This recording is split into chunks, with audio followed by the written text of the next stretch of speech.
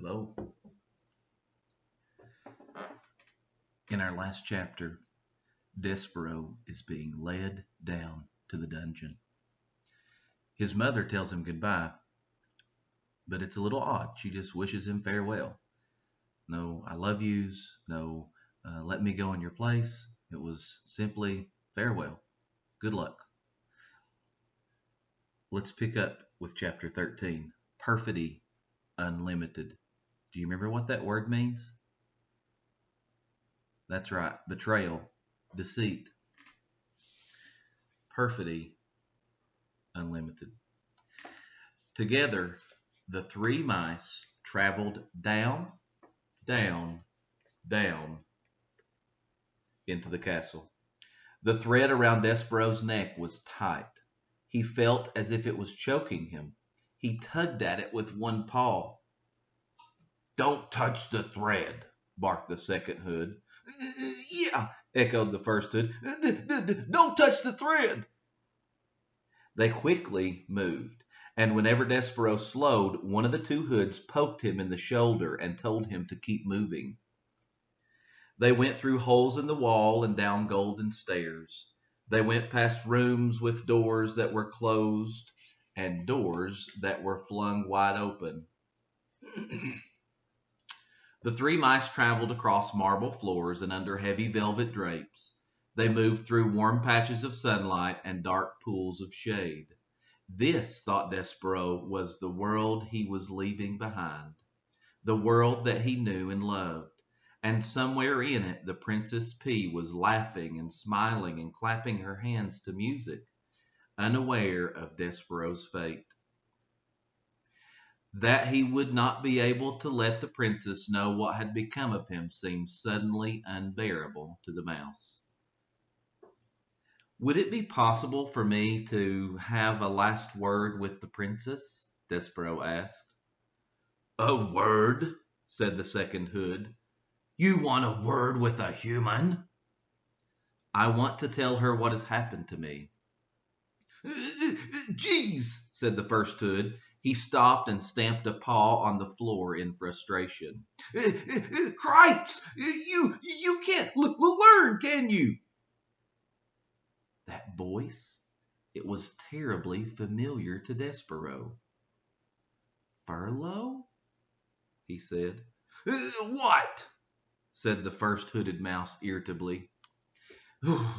Despero shuddered. His own brother was delivering him to the dungeon. His heart stopped beating and shrunk to a small, cold, disbelieving pebble. But then, just as quickly, it leapt alive again, beating with hope. "Furlough!" Despero said, and he took one of his brother's paws in his own hand. "Please, let me go. Please, I'm your brother."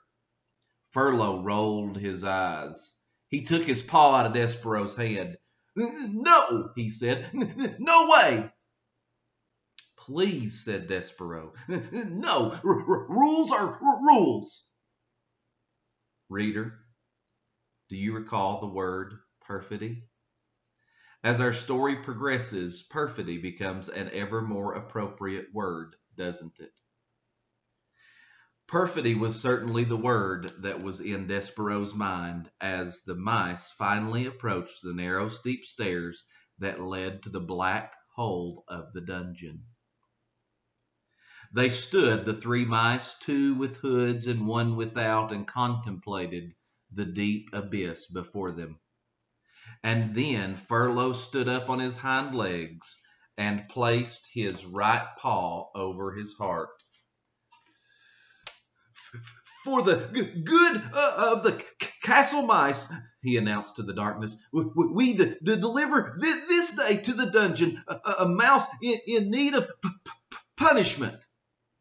He is, according to the laws we have established, wearing the red thread of death." "The red thread of death?" repeated Despero in a small voice. "Wearing the red thread of death?" That was a terrible phrase. But the mouse didn't have long to consider its implications, because he was suddenly pushed from behind by the hooded mice. Check out this picture.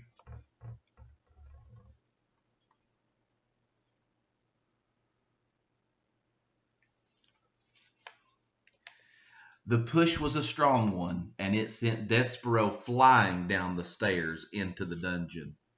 As he tumbled whisker over tail through the darkness, there were only two words in his mind. One was perfidy, and the other word that he clung to was P. Perfidy, P. Perfidy, P. Perfidy, P. These were the words that pinwheeled through Despero's mind as his body descended into the darkness.